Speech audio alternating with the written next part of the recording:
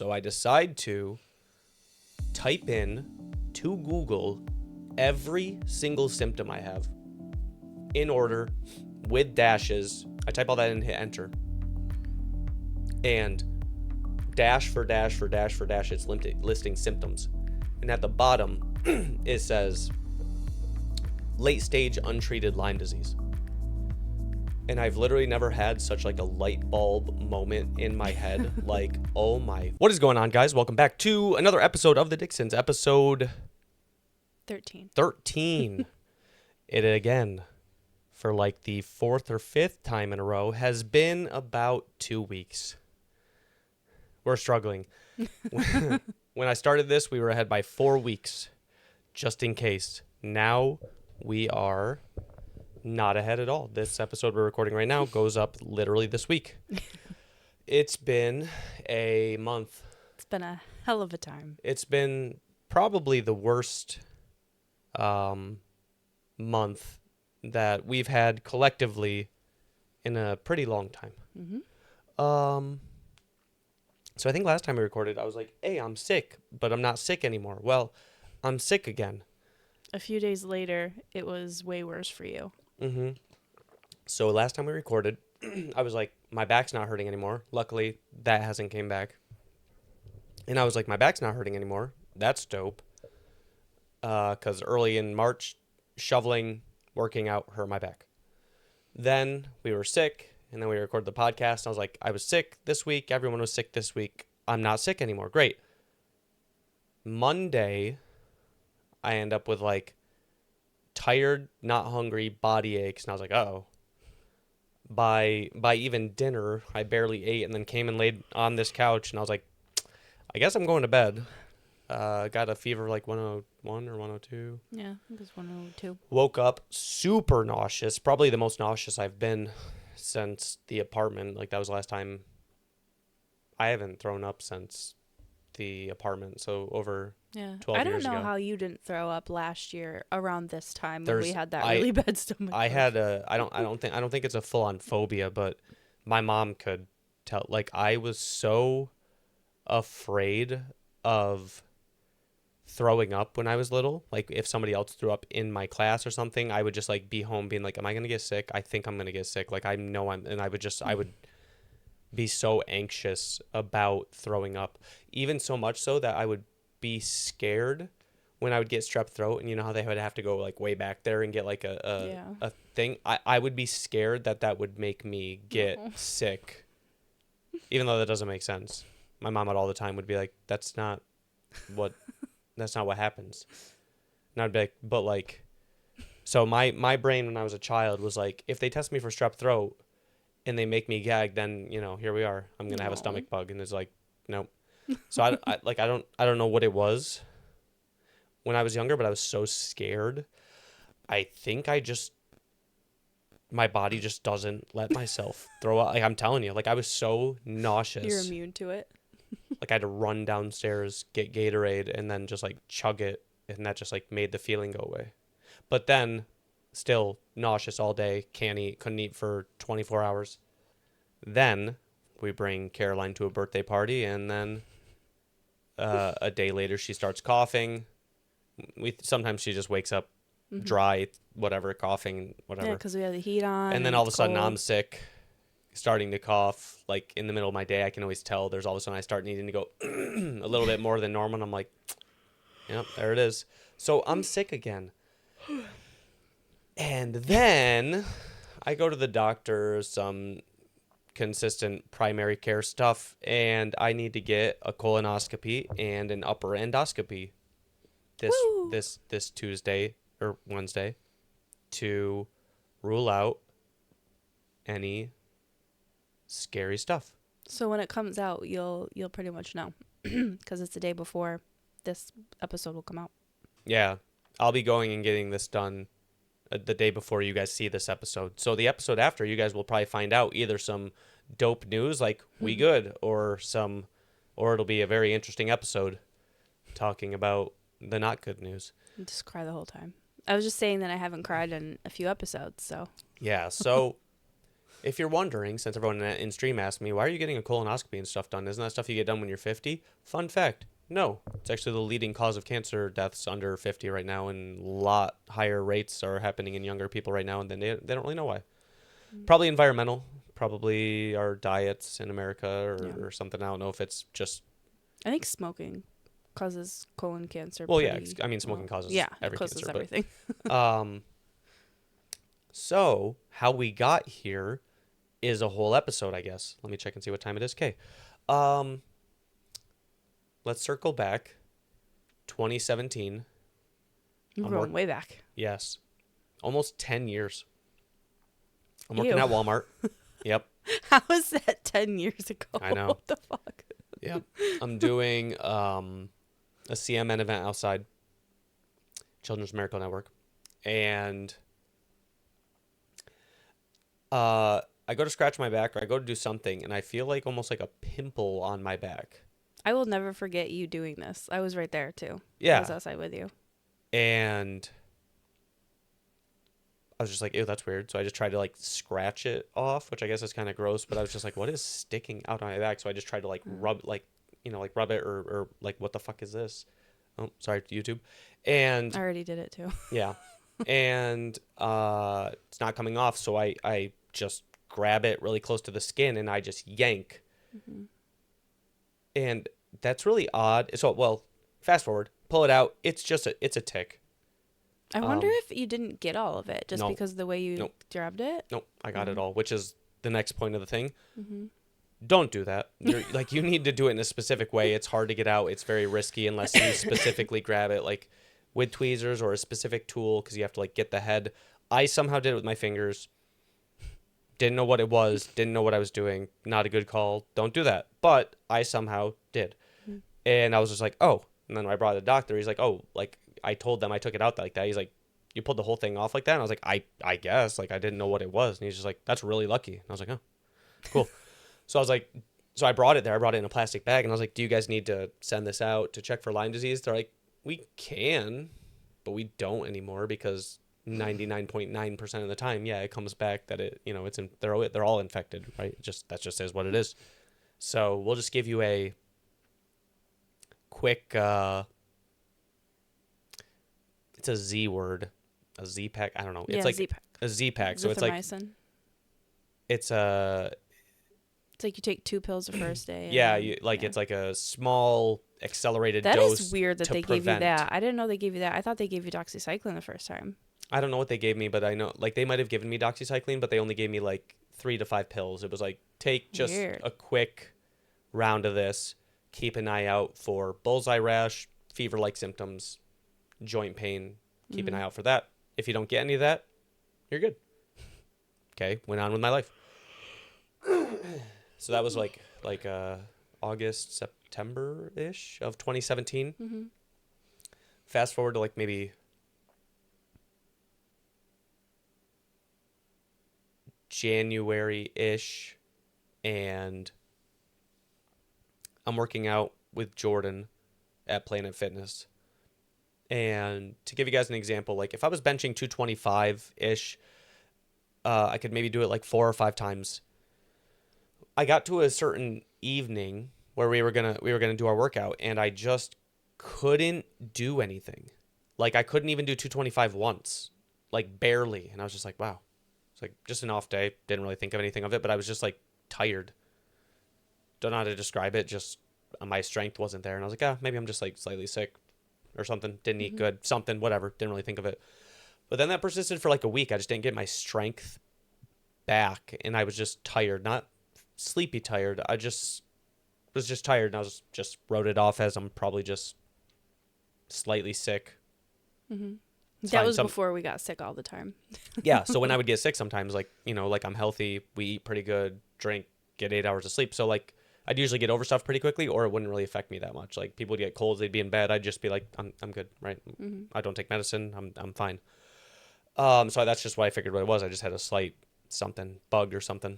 And then that progressed to where I started to have like weird feelings in my chest. Like, this is when you were still going to bed like a lot sooner than me. Yeah, I was pregnant. Yeah. So you were going to bed at like 10. Mm-hmm. And then I would go to bed at like maybe midnight or 12:31. So I was watching like Survivor or something. And you might like watch something that's like an exciting moment and like get some adrenaline in your heart. It'll be kind of fast. But like I was just sitting there watching just like a random Survivor episode or something. And all of a sudden my heart rate just jumped from resting, which is probably like 70 or 80, like up to like sprinting randomly. So weird. It was such a weird feeling. And I was just like, immediately I just stopped and I was like, what is going on? And like you can see it like pulsing in my neck. And then all of a sudden I started to get this like weird flush, like numbness feeling in my neck all the way down through my shoulder. And I was like, am I having a heart attack? So I went upstairs. No, it went away. And I was just like, weird. Maybe I drank an energy drink too fast or didn't drink enough water today. Not really a big deal every once in a while. I mean, like, even the people right now, like, you'll get that random pain in your chest sometimes. You're like, am I dying? And Yeah, I had that today. Yeah, it was you're like, very weird. You're just like, am I dying? And then you're like, oh, never mind, I'm good. So I was like, I just wrote it off sometimes, if I drink too much energy drink that day. I only ever drink one, but like, if I drank it too fast and I didn't drink enough water, like, oh, I just kind of feel weird. I just need to get some food and water in me and I'm good. But then as I'm going upstairs to go to sleep, it starts happening again, like as I'm sitting in bed. And I was like, okay, like, no. So I was like, started to like remain calm. So I was like, hey, yo, I need you to wake up and drive me to the hospital. I think I'm having a heart attack. Well, I remember I wake up and you said, I have to go. Like, I don't think you asked me. You're like, I have to go to the ER. I feel like, trust me. I'm like, okay. And then I like lay back down. Like, no, like you have to drive me. I'm like, oh, okay. Yeah, I remember. Delirious. Like, yeah, I wasn't annoyed or anything, but I was trying to just like stay calm. I was like, okay, so like I need you to get up and drive me because I think I'm having a heart attack. And you're like, oh yeah, okay. And I was like, I'm not being a dick. I'm just like trying to be very literal and very calm. And I'm just like you just like laid back down. I was so pregnant. You just laid back down and I was like, okay, so I mean, you need to get up and drive me because I think I'm having a heart attack. And you're like, that oh, makes okay. sense. Yep. And then we're driving and then we get to a red light and we're chilling there and we're chilling there and we're chilling there. And I'm like, you can just run this red light. I don't think anyone's going to get like, there's like, we sat there for like 20 full seconds in the middle of the night. And I was like, can you just run this red light?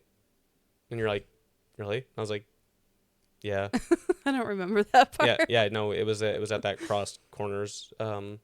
Before like the railroad, whatever. Mm-hmm. And then you just ran it. There's no, like, there wasn't cars there for like 20 full seconds. It wasn't changing. I was like, just run the red light. We get to the ER.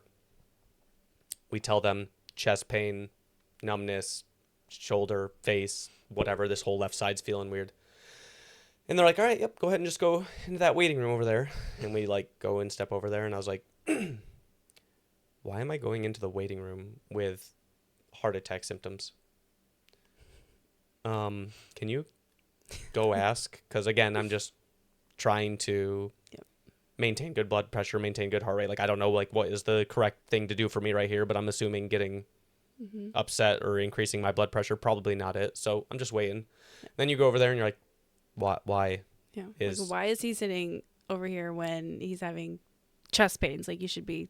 Yeah. And she said something like, oh, you just said he was having pain in his shoulder or something like that. And you were just like, no. No, you specifically said chest pain. Yes. So they get us in. They do EKG, which is test the electrical signals of your heart down through different areas of your body. They do a chest x-ray / I don't think they did a CT. I think they just did a chest x-ray, did a bunch of blood work. We waited all night and we were supposed to go to New York Yankees game the next day. Oh, that was that day? Yeah. And we were there until probably like 4 a.m. And we still went. Yeah, we did still go.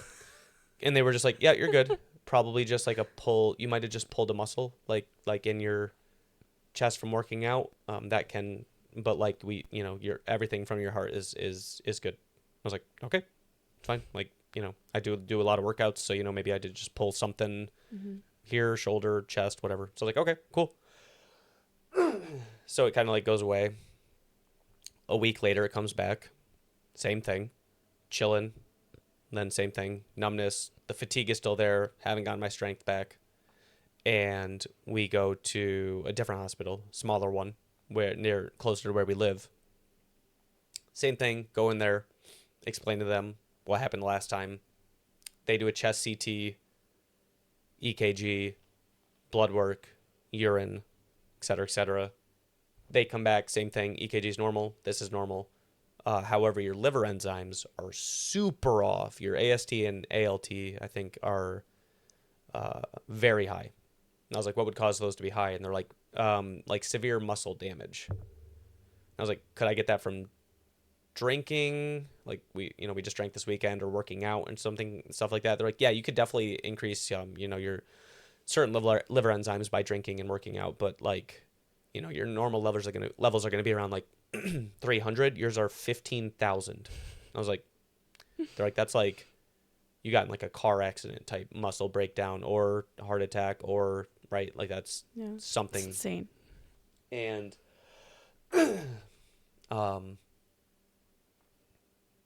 we're gonna refer you to a cardiologist, and then we want you to follow up with your primary care. I was like, okay, I don't mean to waste people's times, but it's like I don't want to be the person who doesn't go to the hospital and like somebody missed something, and then just like go to sleep and die. That's what happens to some people. Like they're just like, oh, this is fine, this is nothing, and then they don't wake up. Yeah. And we have a kid on the way, so like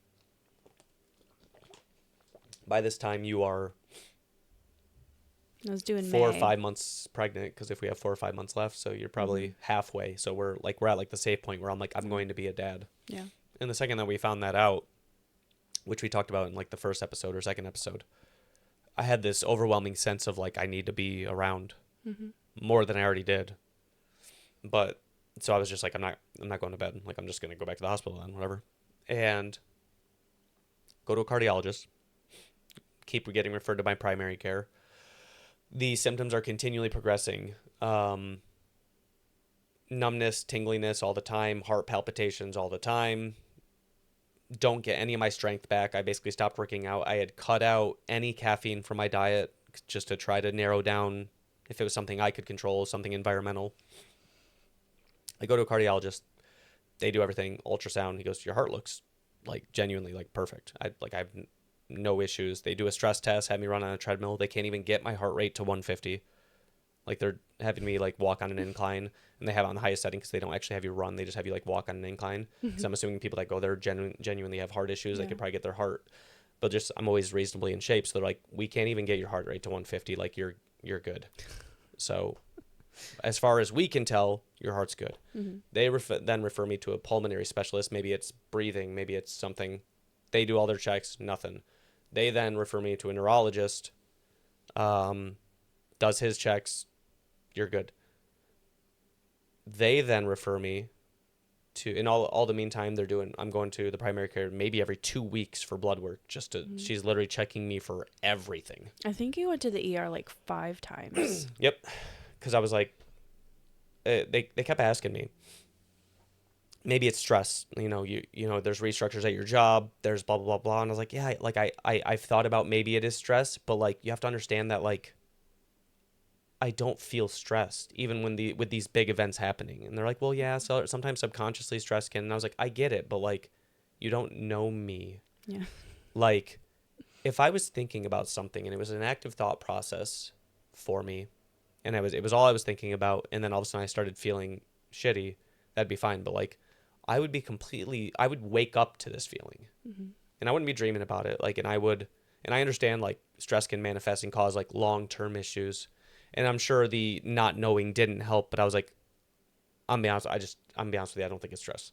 Like I don't. Fun fact, it was. It wasn't. They then refer me, after all those specialists, to a rheumatologist, which is somebody that specializes in like immunocompromised and or autoimmune or whatever, joints. She has me do some tests, and she's a little concerned about my loss of strength in a variety of muscles. So she says, I think we're going to need to refer you to a neuromuscular specialist, which every time they refer me somewhere, I'm obviously doing my own research because I'm getting frustrated at this point that I'm on my 6th or 7th specialist and people are just telling me it's stress. And Oh, and you had the muscle twitching. yes, I had really bad muscle twitching. Like, it Like I wouldn't could just go, look at your thigh and I could see it. it wouldn't go away for weeks. And then Mm-hmm. like, even like my finger started to like do this. And I was like, what is going on? Like it was getting really frustrating. Mm-hmm. Like my finger would just sit there and go like this for like nonstop. And then like my leg, my butt muscle on one side like would just like literally keep me awake because it would just nonstop do it. And it just like, it would wake me up.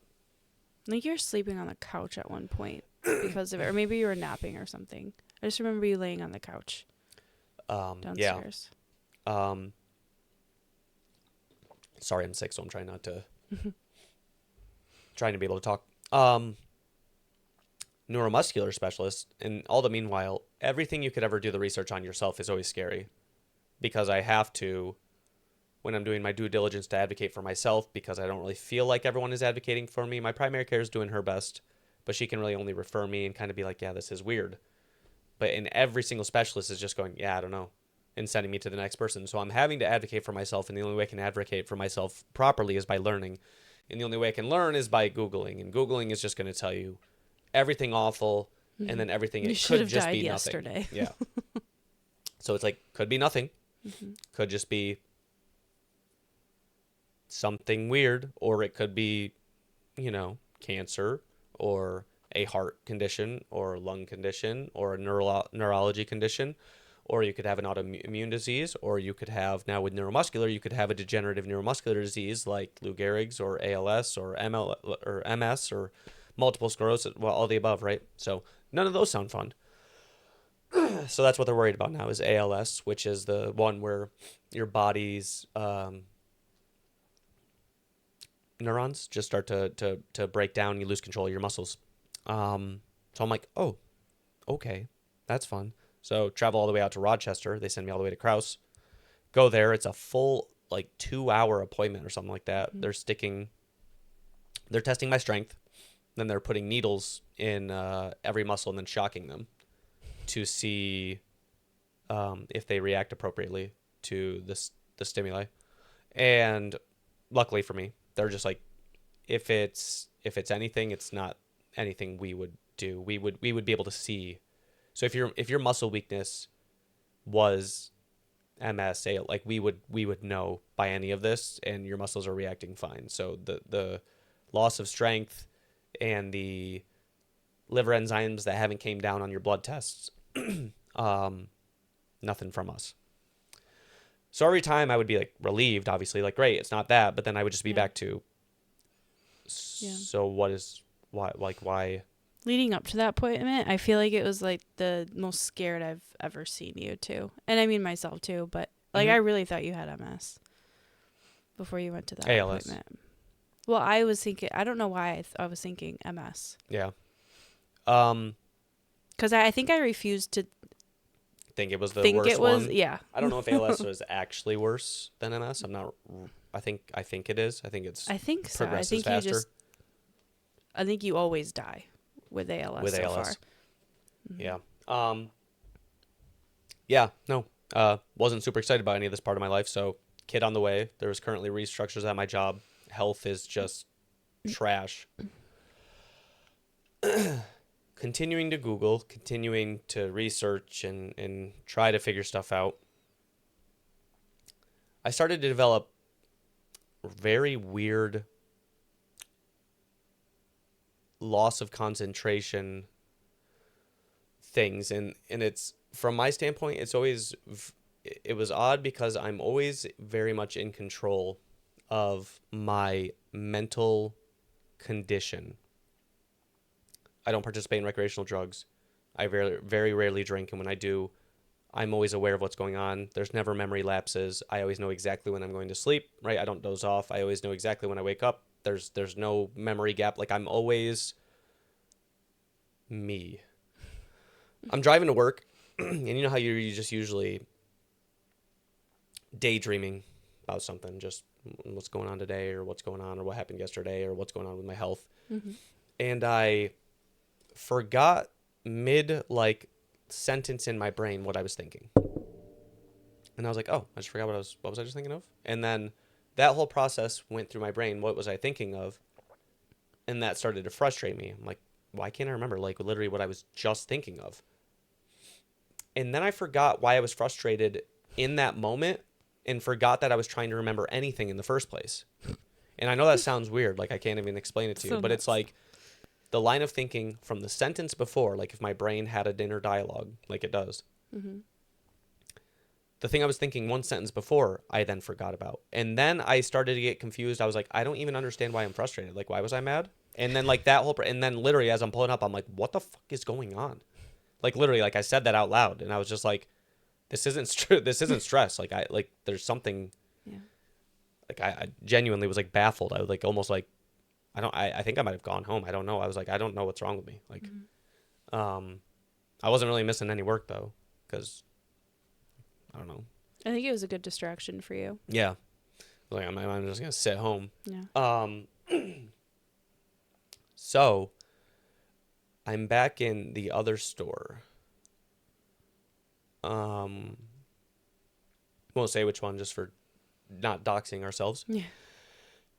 And I remember right where I was standing, which is outside the management office, right in front of the green steel beams that hold all of the spill cleanup area, and I'm Googling stuff. So I decide to type in to Google every single symptom I have in order with dashes, right? So heart palpitations, numbness in extremities, shoulder, face, muscle twitches, elevated liver enzymes, shortness of breath, major fatigue. I was having back pain, loss of concentration. I think that's about it. Mm-hmm.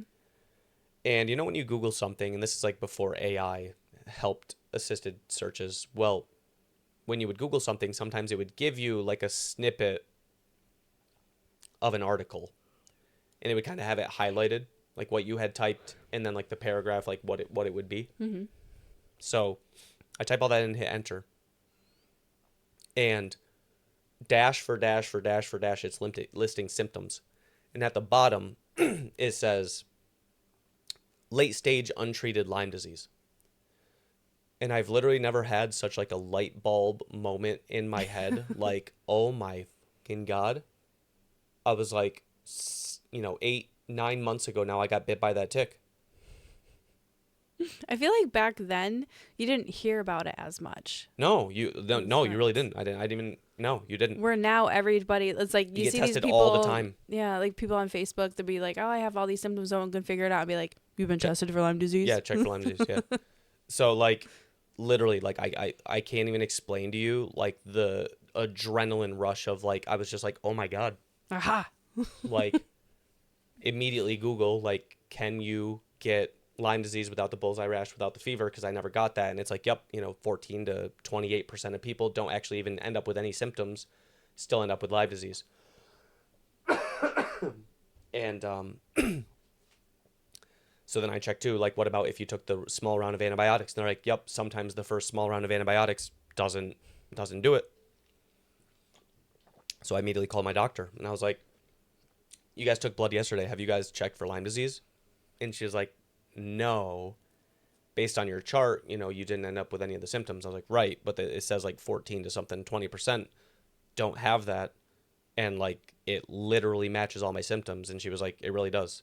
Yeah, we still have your blood from yesterday that they haven't sent out yet, or it was maybe even from earlier that day. And I was like, can you send it out? And she's like, it's like a $2,500 blood test, and it might be tough to get the insurance to cover it since you don't have like the main bullseye rash. Like they want those things. And I was like, I've already paid. Like you guys got to imagine. This was shitty insurance. I was paying for the best insurance you could get through Walmart, but it had a high deductible, but it would cover like a lot. So since some of it was starting in like December and in November, and then the rest of it was happening the next year, I'd probably paid like $18,000 out of pocket at that point. Because your deductible starts over. Yep. So at that point, I was just like, just add it on, I guess. Just go ahead. So she calls me back like the next day. She put a rush on it. And she was like, have you ever been diagnosed with Lyme disease? And I was like, what does that mean? No. And she was like, well, the only way we can test for it is to test to see if you have the antibodies in your system. Because the antibodies will be there, but they won't be enough to actually get rid of the bacteria because it's very resilient in your body. So it needs high dose antibiotics, like with like doxycycline and whatnot. And so if you've never been diagnosed, then yes, you have it right now. And I was like, oh, well, no, I've never been diagnosed. So she's like, perfect. I'm sending over a script literally to the store you're at right now for like 5 weeks of doxycycline. It's going to mess you up like a lot. It's very high dose antibiotics. Doxycycline is like one of the strongest antibiotics. It's used to treat malaria, and you can't go out in the sun or you get like 3rd-degree burns. Like your stomach's going to be all jacked up. I got it at the dermatologist. Yeah, it's for and it gave me such a acne bad rash. It was the worst rash I've ever had. I think in my you're life. allergic to it. Yeah. And I was like, great. Sorry. And I said, great, until I looked at Lyme disease and found out just like sometimes it doesn't go away and sometimes you end up with lifelong issues. And fun fact, yep, 7 years later, 8 years later, yeah, there is still lifelong issues. But sorry. And don't want this tapping in. So I start the round of antibiotics, and I'm excited though. I'm like calling everybody like, hey, found out what it was. This Did is it like myself. a month before Liam was born. Yes. And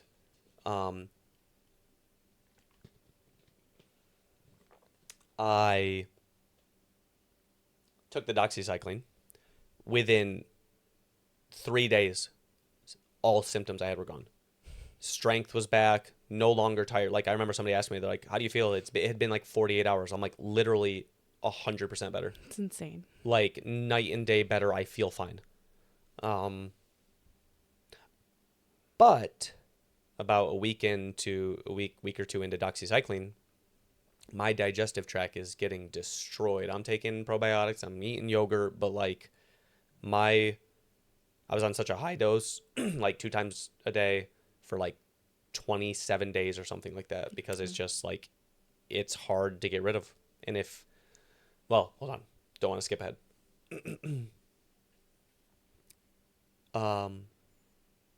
2 weeks into it, my stomach is so jacked up, like there starts to be blood. TMI. You can imagine where. And I'm like, uh-oh. So I call the nurse on a Thursday actually, at like 2. And I'm like, so here's what's going on. So I like, what do I do? And she's like, well, you need to stop taking the doxycycline. And I had already looked at that, and one of the concerns is if I stop taking it, it might not fully go away, and then the bit of Lyme disease bacteria that survives might now be resistant to doxycycline, and doxycycline is the best opportunity to get rid of it. And if I don't get rid of it with that, then I have to try other antibiotics, which means we go through all this again. Mm-hmm. And she's like, well, I recommend you stop taking it. And I was like, well, can I talk to the doctor? And she's like, well, she's gone for the day, and she's off Friday, and she won't be back till Monday. And I was like, can you have me talk to another doctor and just see what my options are? Because she could only really like make like one suggestion, and it's not her fault, but like I was like, I'd prefer to talk to, like, there's been a long time period, and we finally found out what it is. Months. And she's like, well, yeah, you're right, it could come back, but you could also develop colitis, which is a lifelong issue. It's what my grandma died of, which could literally cause like you to like lose part of your colon or digestive tract or small intestine or die. And I was like, okay. So she wanted me to stop taking it and then call back Monday and then see what I should do. I kept taking it, and I was like, I'm okay. I was like, all right, sure, thanks. And I just kept taking it. And I was like, if that turns into what it is, I'm okay. I'm taking this. I know I have Lyme disease. There is not a confirmed chance I will have colitis. So I'm just going to keep taking this because it is confirmed to be the thing that I'm going to take to get rid of what I have, and it's not confirmed that I have colitis. So I'm just going to do the thing and take care of the thing that I know is here. Mm-hmm. And luckily, at the time, that was the right call. But that messed up my digestive tract so much that, like, when we briefly talked about you having Liam, and I was like, I am like dying with stomach issues, like esophagus all the way down to colon, just jacked up for months, to where that's why 2018, first time I got a colonoscopy, and then maybe the following year an upper endoscopy, where they said I had esophagitis, which is inflammation of my esophagus, and possibly suspicions of Barrett's esophagus, which is basically something that could be precancerous, where it's like the stomach lining is kind of growing up into your esophagus a little bit from the consistent damage from whatever, which was doxycycline, or I had a hernia here too or something. And they didn't find anything on the colonoscopy. They said, I'm good. So now it's been about 7-8 years since then, and they suggest that I have it looked at again, obviously because the suspicions of Barrett's esophagus, but they didn't really know. The biopsies came back normal, but they still said I should get checked. And colonoscopy, they said I should get at 40. And we're getting, I mean, I'm not 40, but I've ever since, I don't know whether it was Lyme disease or it was the doxycycline, but Probably a little bit of both. my immune system just has not actively enjoyed, or my stomach, whatever, my gut biome has not actively, like, my diet had to change forever. Mm-hmm. Like dairy, nope. Too much gluten, nope. Too much sugar, nope. Alcohol, no. Like, it's just like anything can just make, and it's not, it's like, how do I explain this? It's not like I get like a stomach sick, like like a stomach bug, or it's not like that. It's like, if I eat the wrong things, I will feel physically ill, like tired. Like, am I sick? And I don't, like, it'll happen all the time where I'm just like, I just feel like hot, sick, like I don't feel good. And I'm like, no, I don't think it's illness. I think it's just my normal body just being stupid. And it's just like because of my diet, if I don't eat correctly or good.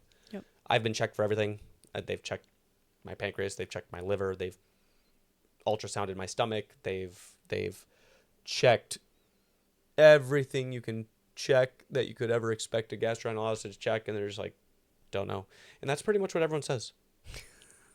The eye doctor, because I get the random eye issues, don't know. Yeah. You ever had Lyme disease? And then the stomach issues are just like, yeah, it didn't start to Lyme disease. And then the random bouts of fatigue that I got like way back in the day, just no idea. But I remember when Liam was born was when I did the colonoscopy. Mm-hmm. Yeah, because I had the newborn. I had him as a newborn in the office. Yep.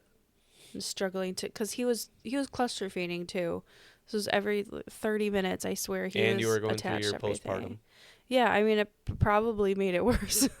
Yeah, so it was being like, worried about you, and then all the regular stuff. it's so crazy too, because I never really know what it was like for you, because like in that moment I was like, I have to take care of myself here. Mm-hmm. And it's like the same thing we talked about before, like when you wanted to be there for me with my dad stuff. And it's just like, when I go through this, like, I don't lean on you at all. I kind of just, I wouldn't say shut you out, but it's just like, you're very reserved. There's nothing you can say to help. Mm-hmm. Right. You'll even try to say something like sometimes like, like, you'll be fine. I'm like, well, yeah. It's a very helpless feeling. It's like, weird. I mean, like, because like everything you're telling, like I said this before, maybe to my mom or maybe to you, I was like, everything you're telling me, like, I'm always telling myself to keep myself in line. Like, Chris, it's probably fine or it's not. And then you'll do the things to either make it fine, and that'll either work or it won't. And that's it. So what's the use of spending your day worrying about it? Like, it just is what it is. But, you know, I'm human. I can't always, if there's anything I've failed at in terms of, like, when people talk about me being very in control of my emotions, like, from all aspects, the health stuff was probably the worst thing that I've been, because it's almost like I was validated in the fact that, like, well, damn, if I didn't find it, what would have happened? I would have ended up with permanent liver damage or permanent heart damage or a variety of other things. Like, there are people who die from it. Yeah, like this was a months long thing. It wasn't. Yeah, this was like 6 months. Yeah. Or maybe like 4. I think it was untreated for like 9 months. Untreated for 9 months. I started to But get like major symptoms at like 4 months in. So it was like August. I started to get symptoms in like December. And then I didn't figure it out till like March, April time frame. And then, you know, a month later, still going through the stomach issues, have a colonoscopy when he's maybe 4 to 8 weeks ish or something. It's very small. That's why it's so important to advocate for yourself and your kids too, because you're the only one that's going to do that. Well, that's what's tough, is it was like me being right almost screwed up my potential health anxiety future. Because it's like, I'll recognize signs and be like, that's probably not good. Could be nothing. Could be serious. Probably should talk to my doctor about it. And being able to be like, but like, what if you don't figure it out? Yeah. They didn't figure it out last time. You had to figure it out. And if you didn't catch it. you hear about it all the time too. Right. So if it's like, if I don't catch it right now and they don't catch it, then I'm just going to be one of those statistics of, caught it too late. And it's just like, in my head, it's like, if I didn't catch Lyme disease, what would have happened? Yeah. That would have been bad. So it's like, so, you know, like I have a good working relationship with the primary I have now. That's not the same primary I had during that. I swapped offices, and not for any reason, but we moved, and it was just easier or something like that. Yeah, it's closer, and Yeah. I don't think that doctor even works there anymore. So I have the same one now for about 10-ish years, and pretty much anything I ask for, she's just like, yeah, you want. Or so if I'm like, you know, concerned about X, Y, and Z, and then concerned about X, Y, and Z, and she's just like, if you want a referral for a colonoscopy, we can do that. And I'm just like, okay. So here we are. So this coming week, and mine just laughs at me and says, "It's fine, don't worry," in his accent. I don't think it's. It does happen to girls more often that they're overlooked, and I'm not saying that's what your doctor is doing. Because anything that you've brought up that like should get checked, it seems like you've gotten a referral to get checked for or whatever. Yeah, it is like he's very. I think he's trying to like calm you down on something like, don't worry about that. My professional opinion is like, you don't need to worry about that. This, sure, let's get that checked. That, you're okay. It's funny because like he's from Haiti, and you can tell like he has very thick accent. He's very friendly, and he's like, he'll always be like, "There's God, and then there's women and mothers, and you're so close," and he just like holds women to a very high, esteem. Yes, and and he just thinks like mothers are just fantastic and strong, and we are. And I remember the one time that I went in for the UTI, he was like, "Are you okay? How are you feeling?" And he was concerned. And I was dealing with Caroline, and whenever I have the kids with me, he's very empathetic about that. And but at the same time, I have this lump, and like the dentist found it after I got into the dentist finally for 3 years on a waiting list. And he said that, and I've noticed like in videos, this part sticks out more. Like, can you see it? No. And I've had this lump for as long as I can remember. And it's very, like, you could feel it. It's big. And he's like, "Dentist, why is he feeling your neck?" And like, true. Who is that guy? But it's just like, but I mean, you've had it checked in the past before, and they think it's just they said it was a lymph node, yeah. And then he thinks it's a tonsil, and then the ultrasound thing, it just didn't say anything about it, but I know she went over it. Well, I mean, when it says doesn't say anything about it, that means it's not saying anything bad about it. Yeah. So it's just like, it's just part of your anatomy, right? Like I have, under this arm, we've had it checked before. I have like a lump, and it's just a lymph node. I don't know if I knew that. It's nothing I've ever thought about ever since I was a kid. Like, it's like, it's not a hard lump. It's just like one of the lymph nodes that just stick out. It only sticks out on one side. And when I was little, I was just like, I have a lump here. And my mom brought me to the doctor. He's like, just lymph node. All good. Can you imagine the terror as a parent? What? And I have some like on here that stick out more too. It's weird. But I mean, so reasonably anxious about going and getting this stuff done, but I think I'm fine. Yeah. I'm doing what I need to do and getting checked, which is what people need to make sure they do. But yeah, I mean, like, I'm gonna have 5-ish of these over my lifetime, right? So this is like another chapter in my story. Wait. Yeah. There's another chapter of my excited. story, right? And at some point, one of those might bring the bad news. I just have to hope it's not this one. Mm-hmm. Luckily, no family history. And, but like I said, it is, on the rise in young adults. So, I not remember when I got tested for, like the BRCA2, whatever gene, when I had the lump, because my family history too. And, that all came back negative, but there's like this one thing that said, because they test you for a lot of things, it's not just that, and it said it could be pre-indicator for colon cancer. Yeah, in the future, not that it was now. And it said that they'll contact me. How, I don't know, because I don't even know if I'll still have the same contact info. It basically info, means like somebody maybe has made a connection on like a very small scale if they have to wait and see if it develops that gene into colon cancer for enough people to be able to say like, hey, okay, we want these group of people to now get checked at 40 instead of 50, because when it's genetic, they usually ask like what age they got it at, because and I'm not a doctor, fun fact, but even though I'm Dr. House in Bob's phone because I figured out my own health stuff, and with Jordan, right, like his stuff, and I was like, hey, go get that checked, which is what I'm doing right now. Yeah, if like you have a family history of colon cancer or whatever, they usually ask the age, because it's if they got it at 65, that doesn't mean you're going to get it at 30, but like it usually follows similar trends. So yeah, there's no family history for me. No family history for me. So just some damage made from doxycycline that I have to check every once in a while.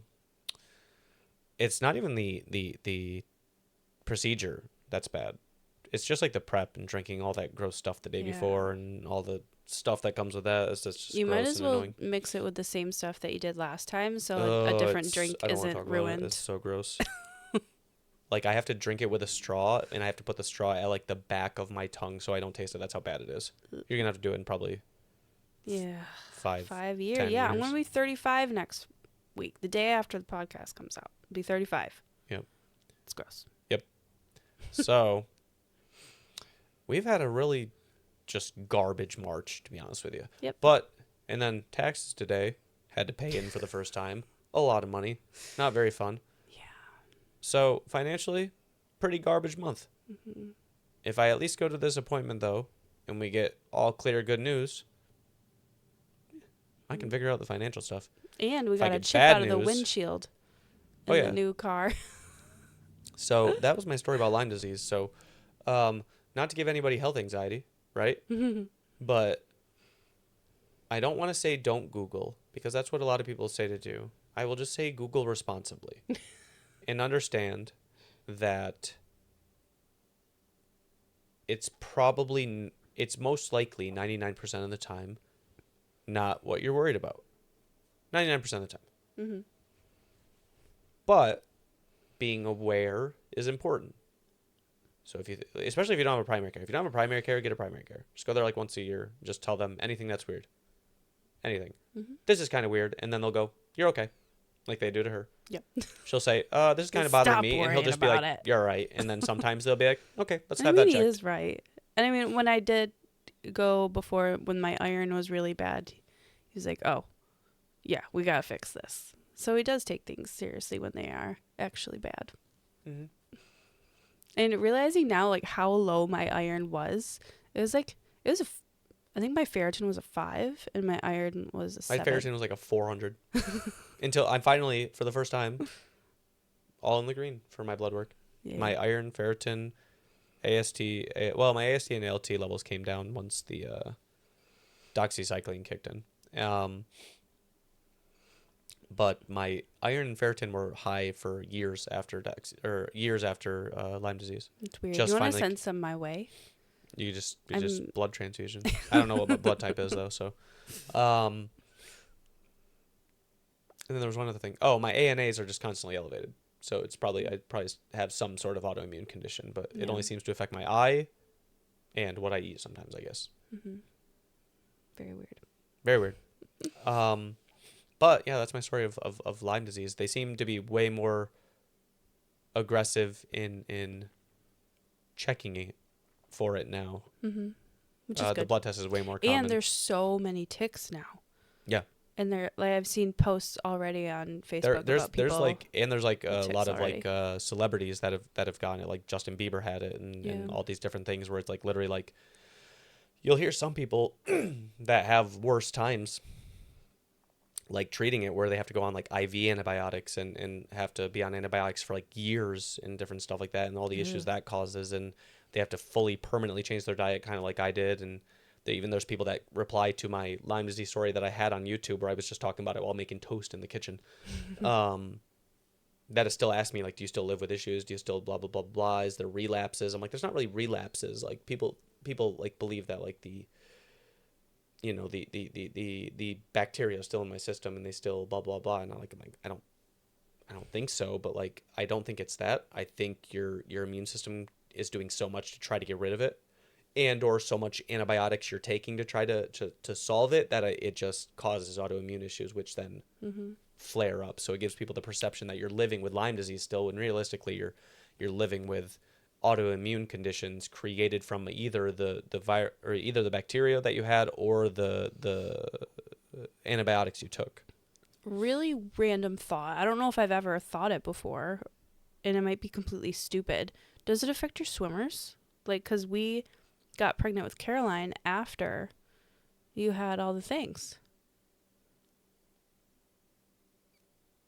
Like, does it affect anything with her genes? No. Or does that not make sense? Her genes? Yeah. No. My genes weren't affected. Yeah. Or just, I don't know. My genes... Like, if you did happen to have the bacteria in your system dormant or whatever? No. No, bacteria is like that wouldn't affect... Okay. I said it could be a stupid question, but... No. I just thought of that. My genes are my genes. A bacteria that I would have... wouldn't pass your DNA, from the dad, I guess. Maybe not genes. To, but... like, I couldn't... I mean, we were together the entire time. I didn't pass any Lyme disease to you. That's true. Yeah. So it's not that's not the way that bacteria works. Okay. Don't know why. It was just a random thought. Just had it. Never thought that before. Well, like there's some things that transmit through sexually transmitted diseases. Then there's some that transmits through blood. Maybe if our blood got touched, Lyme disease. That's interesting. I don't know. Some Megan Fox stuff. What was that? I don't know. It's like her and they like... Did they blood things? I don't know. Like hold hands or I don't blood know. hands? I don't know. Something with blood. Yeah. Saw it on Instagram a few months ago. I don't know. Don't know if it's real, but but no, that's our health journey at the moment. So next episode, you guys will have the opportunity to look forward to my results from my colonoscopy and endoscopy, where they shove a tube down my throat and a tube somewhere else to see if there's anything bad in my body. I don't really have any overly concerning symptoms, just some pre-indicators of you should keep an eye on this. No fatigue, no night sweats, no loss of weight, no anything like that. But still, again, I have some pre-indicators of concerns to check both places, so we'll check them. If I make it through that with no bad news, then we're great. If we make it through that, like, don't get me wrong, this has been the worst financial month we've had in very long time, probably before I even started streaming. Income's still going great, just the expenses have been fucking wild. Like a good... It's like the most you've ever made, but the least we've ever had. Not technically. Not ever had, but... No, the least cash on hand we've had in a while. 6 or 7 years. But yeah, I mean, We paid town taxes. We paid the taxes today. We Mm-hmm. paid for a new car. So many taxes. Stuff in retirement There's just for so this many year. taxes. So it's like, 20 grand dropped that wasn't planning on. Yeah, $20,000 just out of the bank account. Ugh. 6,500 for car, 8,000 ish for taxes, 7,500 ish for retirement, 1,500 for other taxes. Yeah, just 20 grand that was there and isn't there anymore, and it makes me sad. But Hopefully the rest of the year will be smooth sailing. well, I mean, we've gotten all the big, so far. Yeah. Unless I get bad news, that might be Stop. expensive. Stop. Worst case scenario, they're like, you made so much last year, you have to pay for really garbage insurance now that won't cover anything, and now also you have procedures and stuff you got to get done from this bad news you got at your doctor's appointment. That'll just be the icing on the March cake. But if we get good news, then this will be a dope episode next week where I'm like, hey, now I just gotta put out some cool content, get ready for the subathon. Like I said, income's fine. Like, income for this year is going as good as last year, and last year is the first, I can't talk about my income because that's saved for the subathon. It's a special video titled, like, how much did I make in 2025? And it's a full financial breakdown of how much we made and how much we made in content creation as of year 5 and, the goals we achieved and all that. And last year was pretty wild, to be honest. Shout out to our community who just wild people. Insane. Podcast is not doing so hot. Long form videos sometimes are only getting like 40, 50 views now instead of like the hundreds.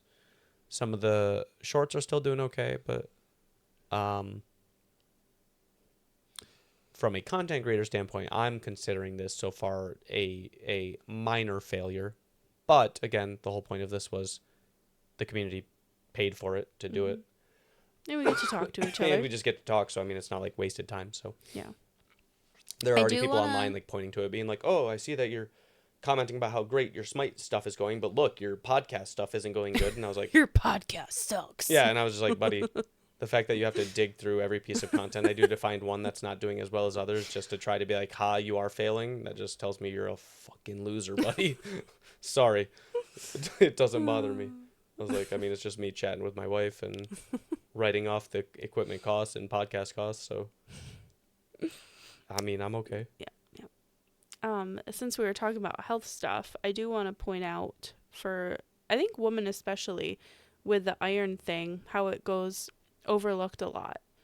And, like, I was having bad symptoms, too. Like, my hair was falling out in clumps. I felt like I needed to eat ice all the time. Yeah. Like, it was a need. Yeah, I would literally get mad at you every time. I'm like, stop, I know. because it's bad for your teeth. I was like, yo, stop chewing that.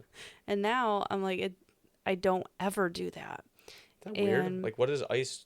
Like, it doesn't give you iron. Pica. It's like you could do ice, chalk, dirt. Like, some people like to smell cleaning products. It's very weird. It was so strange. Like, I would need to go upstairs with my cup full of ice water and read my book and just eat all of it every single night. I needed to do it. It was, I don't know. It was like my body needed, I don't know. I can't explain it. It was very, but it's very weird weird because feeling. You wouldn't get and then it went away. Iron. I know. It's so weird. It doesn't make sense. Yeah.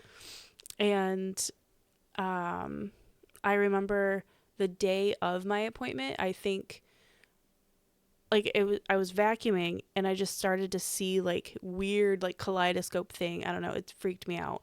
And I was like, I don't know how I'm going to drive to my appointment. It went away, thankfully. And I was just very, very tired all the time. And I would have heart palpitations too. And I don't know, I set up a new primary care because I think I hadn't been to my other one since we moved in a while. And so that's when I saw this new doctor, and he did all the blood stuff. And I wasn't supposed to have my next appointment, my follow-up appointment, until like a month later. And then I got the result on my portal right away. And so I scheduled the appointment for next week because that was the soonest that he had. And in the meantime, I changed my diet. Like, I just started to eat more spinach and all that stuff. And he looked at it and he's like, "Oh, no, we need to get this up now." And I didn't realize how bad it was until I've seen, like, just because TikToks come up and how And just like things that you learn, like that ferritin is so low. It's so low. Mm-hmm. And I can't remember the word I saw. It was actually last night. I saw videos about it. It was just dangerously low. And my iron was dangerously low, but I didn't realize it then how bad it was. I don't know. And those tablets make you feel icky. I had to take them once a day because I couldn't do in the morning. It made me feel so nauseous. But like having heavy periods can cause that, and I don't know.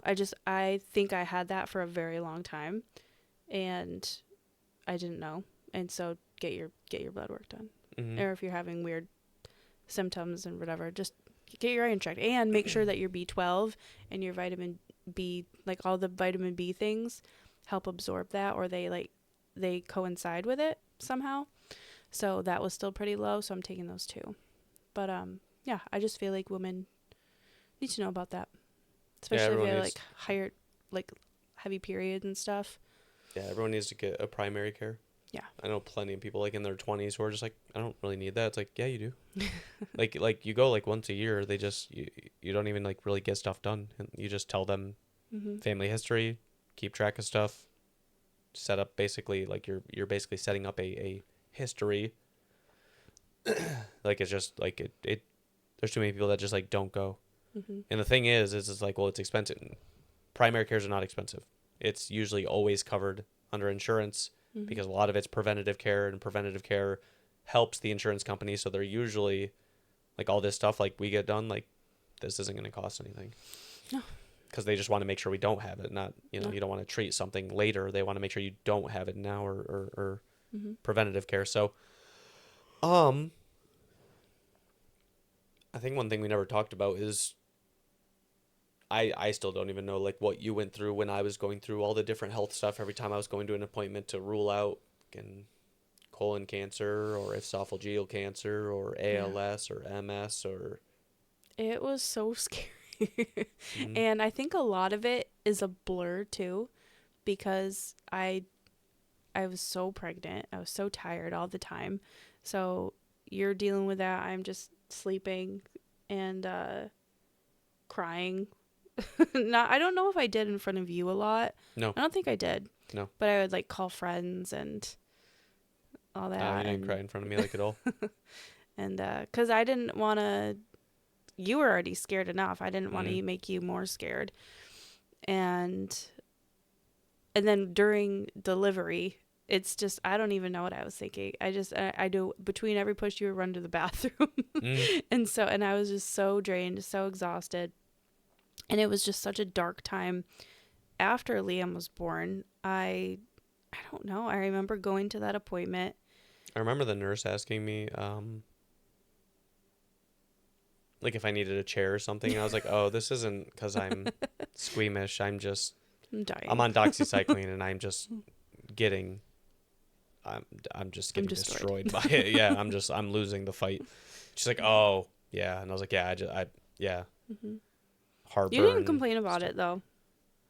Like how Yeah. how would I? Like I was in a lot of pain. And I didn't even really notice you gone because I was falling asleep in between the pushes or throwing up. Yep. No, I wasn't gone between pushes. No, once you were actually pushing, I was there. Yeah, it was just in between the contractions. Yeah. When they were still a couple minutes apart. Oh, I have 2 minutes. All right.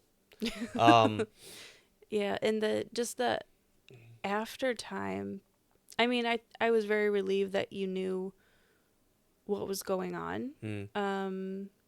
I remember getting pretty nervous about the colitis thing, the possibility of that, just because, your grandma and everything. I don't know. It was honestly a lot. Like, I don't remember a lot of things from, I don't remember a lot of things about like my childhood past. I think it's just like, I feel like you just trauma. disassociate. Yes, I definitely do. And I've made that connection in therapy like the last year or two too, about, I think it's why I cry so much you pass like a certain threshold of stress, your brain is just like, nope. Yeah. Not recording this. Yeah. And it's like the part of, I feel like that's why when we talked about like the arguments one, where you asked like, do you drive me crazy when we argue? And I'm like, no, like you genuinely just like really don't remember stuff. And you get it right sometimes. Sometimes you're like, no, I remember this. And I'll be like, oh, okay, I don't know then. Sometimes I do. Yeah. But like a lot of times I'm like, that didn't happen. This happened. Like you remember this and this, and you're like, oh yeah. Mm. And it's just like, I really think like once you hit like a certain level of stress, you just don't record, like your brain is just like, not recording this. Yeah. I remember that when I was seeing my first therapist, she said like your lid is literally flipped. Mm-hmm. Like this part of your brain, like just Shuts legit doesn't work. Yeah, you go into when fight you're or in, yeah. It all relates back to like conversations we keep having, like disciplining kids. You get them in that Mm-hmm. fight or flight mode, the active area of your brain that retains information memory, that's off. Mm-hmm. It's not collecting information. It is just As doing the survival things. frustrating as it is Yeah. to deal with them. It's just like your brain is in survival mode. I need to survive this moment. I don't need to retain information. I need to act. Mm-hmm. So it's like, yeah.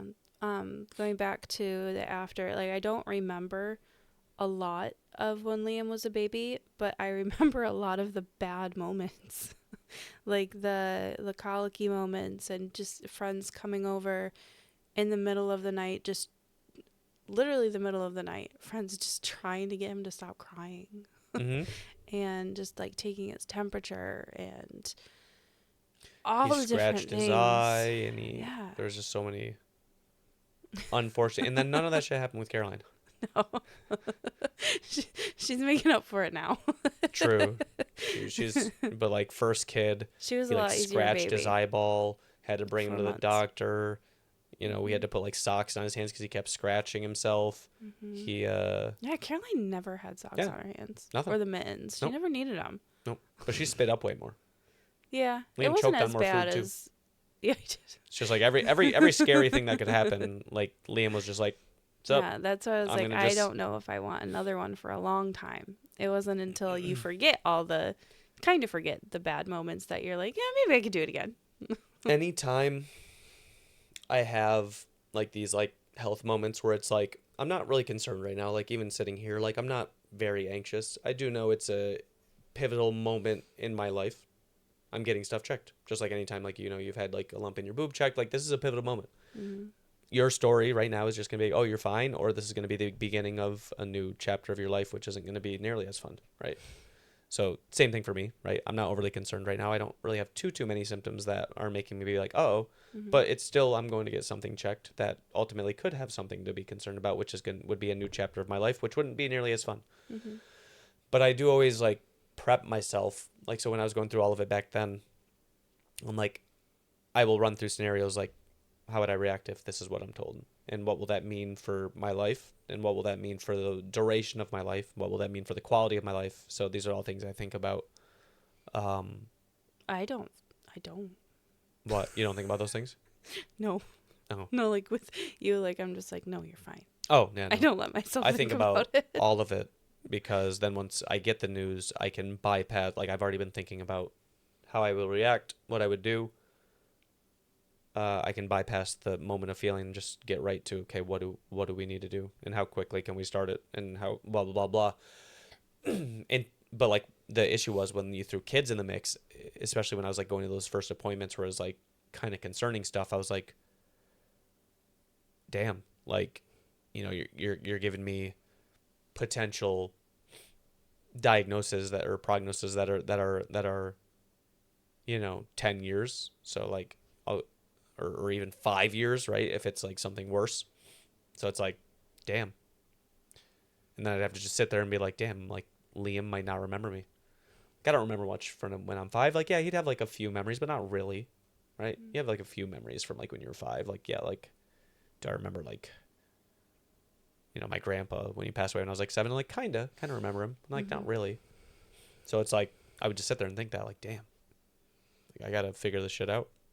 And that's what kids changed for me, was just like, like they probably added to the health anxiety. I'm like, I need to be here. Like, I don't want to, like, I want to see grandkids and see my kids get married. Yeah. So like, that's what I always think when I'm going to these appointments. Like, is this going to be news where it's like, you might not be able to walk your daughter down the aisle or see your son play Stop. sports. That's what it is. That's going to be it. That's going to be a that's why it's, you know, it's not anxious, but it's preparing myself for the possibility of accepting that future. Or if you just don't think about it, like me, probably set yourself up for failure in the future. I enjoy thinking about it, not from the aspect that that's fun to consider or think about, but the way that I'm always able to like when anytime we talk about stuff and you're like, you just handle like these like entirely stressful situations. You said it during the documentary one time. You're like, you just handle them like really well. And I'm like, it's because I'm just constantly thinking about like what I am going to do if that happens. And then so when it happens, it's like, I've already thought about all this for like the past 2 weeks. Denial. That's what it is. Yeah. I'm just in a constant state of denial. Yeah. It's easier for me to be happy on a day-to-day basis when I'm ultimately considering the shitty moments we're going to have over the next 5-10 years. They're going to happen. There's no point in avoiding thinking about them. They're going to happen. 5 years, 10 years, 20 years. 20 years, we're going to be like in our 50s. Like, right? Stop we're it. going to have lost our parents. We're going to have lost friends, more friends. Stop it. Like, these things are going to happen. So it's like, you can sit there and think about those things and be sad or be like, but like, I'm just like, it's much easier to enjoy today and tomorrow when we go see monster trucks with the kids and everything, when it's like, those things are going to happen to everybody. We're going to get bad. One of these appointments is going to be bad news. We're going to live forever. I don't know what you're talking about. I mean, we might, like I said, AI, just give it some time. But like, no, like one of these appointments at some point that we go to is going to be bad news. Yeah. Is this that one? I don't think so. I think I'm all right now, but. It's like I live in denial, but I always have this thought. I'm like, I probably have like cancer right now or something. And they're just not going to catch it. Mm-hmm. And I do have that fear all the time. Yeah. That I'm slowly dying and they don't know. You are slowly dying. It's just hopefully not as fast as I'm slowly dying right now. Every day my cells are dying and we're getting older. That's just life. The whole point is Good times. Yeah, the whole point is to eat healthy, be healthy. We gotta get healthy. Yeah, I do. I didn't say you. I said we. I know, but I'm just like, I really do. Yep. I did so good, and then I've just been slowly gaining it back, and then just not. I'm not even doing talking about weight. I'm anything. just talking about being healthy. But yeah, and I don't keep think telling we've myself, been so good. No, I'm said I did like way back when, but it's just been so depressing lately with everything going on and just the seasonal depression that people get here because it's so dreary. We're stuck inside. You just need to get in a routine. That's all Yeah, it but is. I'm stuck inside with the kids. Yeah. All day, every day. Right, but is it an excuse? I guess, but it's a real thing to have seasonal depression. Sure, but like you have to start telling yourself that it's an excuse. It's what I have to tell myself every time when I'm like, I mean, look what we got going on. Like I've been sick, lower back's been hurting, blah, blah, blah, blah. These are good excuses, but they are excuses. Right? And Caroline will be like, I don't want to snuggle. Yeah, I've been sick and I have lower back issues, so I got to be careful about that if I'm trying to work out and blah, blah, blah, blah, blah. And it's been a shitty month, so it's just like I've just been kind of taking it easy, just trying to just make it through. But like at the end of the day, I have to accept that all of those are excuses. They're good. They're very good excuses. I'm okay with that, but I do accept their excuses. I guess. So once I get in a routine, though, do you notice how I like never accept excuses? Like, nope, sorry, I can't. I would go upstairs sometimes and be like, oh, I didn't work out. And I would come back downstairs and force myself to work out at midnight. And now I'm getting less sleep because I'm now punishing myself because you should have worked out. You're not missing a day. Or like, even like, you know, like your friends would make fun of me. I'm like, no, I can't eat that because I'm eating healthy because You're when I'm all in or all out. That's There's every no time happens. When I'm working out, I'm also eating healthy. I will not like, oh, do you want this? No, I'm not doing sugar right now, or not doing dairy, or not doing too much carbs, or blah blah blah blah. Nope. And it's just like, why? And it's just like because when I'm on a routine and I'm good, I'm all in. I am not missing a workout a single day. I am not eating poorly. And that's the only reason that I can go sometimes like 2 or 3 months without working out. And I don't look like you know, the average American, unfortunately, who is overweight. Fair enough. We got to lock in America. Like, we're just, you know, you got like lowering your unhealthy habits might extend your life by 5 or 10 or more years. Mm-hmm. That is crazy. Right? And we have an obligation to our kids and each other and our family members and friends to be around. Yep. So if I can make it to 87 instead of 75, cool. Hell yeah. That is the main motivating factor, is being able to be present and active when I'm old with the kids. I feel like you want to look good too, but... Well, yeah. But, I mean, my standards for looking good have gone way down. But it would be nice. I know I'd feel a lot better about myself if I did change it up a bit, but... Yeah. That'll be what we got to lock in and do. Next week. No, I don't know if Thursday. Depends on how I feel. I think I don't remember. I think I recover pretty quickly for the cold. Like, I just need to... I have no idea. I don't remember. I remember I ate a breakfast sandwich right after. I was just like, don't care. I'm hungry. Because I can't eat that entire day. That's going to be fun. And I remember before you had it done, we were driving around in one of the bigger cities near here, and we just had to keep stopping at gas stations to find a bathroom for you because your stomach was so bad. Yep. I don't remember what we were doing. But, yeah, that just popped in my head too. Yep. All jacked up. But anyways, y'all, hope you enjoyed this health anxiety ridden story. Don't worry. Just reminder, 99% of the time it wasn't what I thought it was. And hopefully next week it's going to be nothing I think it is. And we're just going to be like, hey, all of the stuff was good. And now we're just going to continue to be making the podcast next year. If not, the podcast content might get pretty interesting. Be an interesting journey. If you guys are enjoying the content, you know, like I said, keep letting people know to come check it out. Right now there's about 40 or 50 of you that check it out. We're looking for hundreds, maybe thousands. Thanks, guys. That might like it. If not, we've already committed to this year. Part of the subathon does have a certain donation goal that will extend it into next year, whether it does well or not. It's a very far extended goal. We gotta make up for those taxes. So, anyway, every Thursday, 1 p.m., if this is the first episode you've ever watched, you watched all the way till the end, wild. Every Thursday, 1 p.m., new content. I'm doing all the editing myself now. Can't afford an editor. That was an expense that I had to cut after this month. So, all the editing is done by me now. So, yay. I'm not designing though. The thumbnails are still made by my designer. I can't do creative stuff like that. But anyways, we will see you guys next Thursday, 1 p.m. to talk about, hey, super cool appointment. That was fun. Or, uh-oh. Uh-oh. Okay, uh-oh. Okay, bye. Bye.